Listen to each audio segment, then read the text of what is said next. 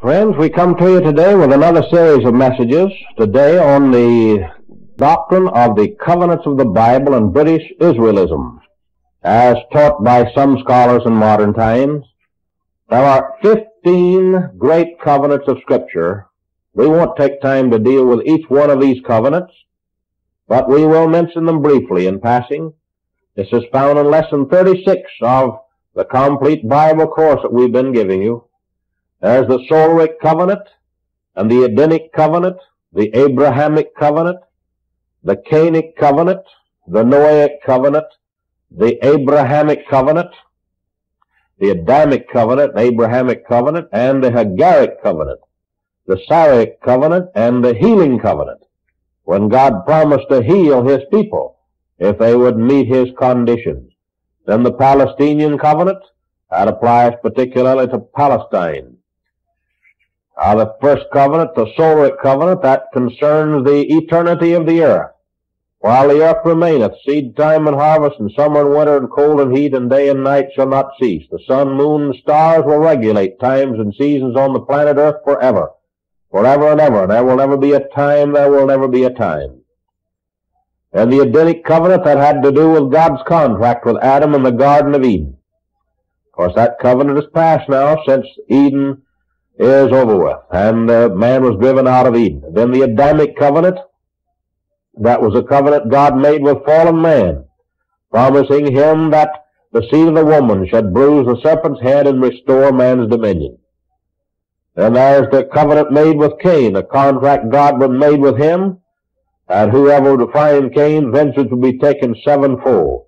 The Noahic covenant is an eternal covenant, and it was the one made with Noah, as recorded in the 9th chapter of the book of Genesis. God made an everlasting contract with man, that as long as the earth remains, there will be life on the earth.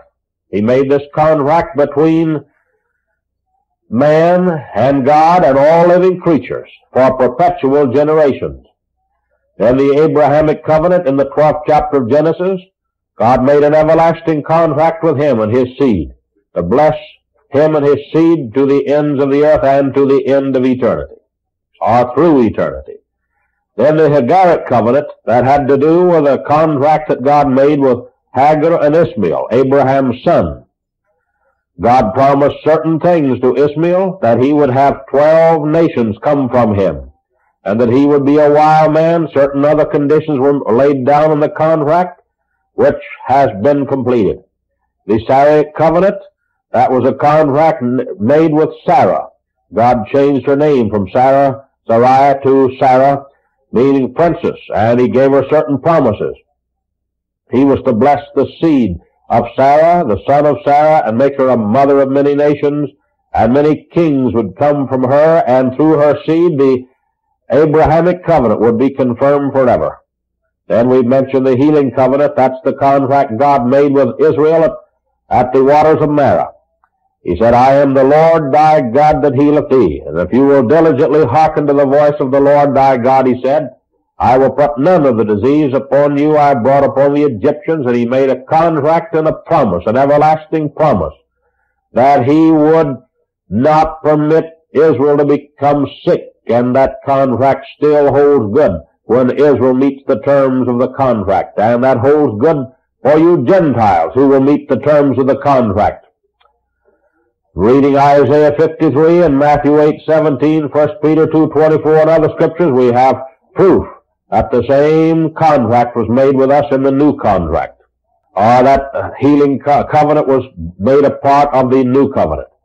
The Palestinian covenant, this was the one made with Israel through Moses, and was conditioned upon obedience of Israel in the land of Palestine. And that will be fulfilled in due time when Israel comes to repentance and will fulfill the covenants made with their fathers. And there's a covenant made with Levi, the 11th of these covenants. This covenant was given through Moses to Phinehas, the son of Levi, who was jealous for the Lord and executed judgment upon rebels.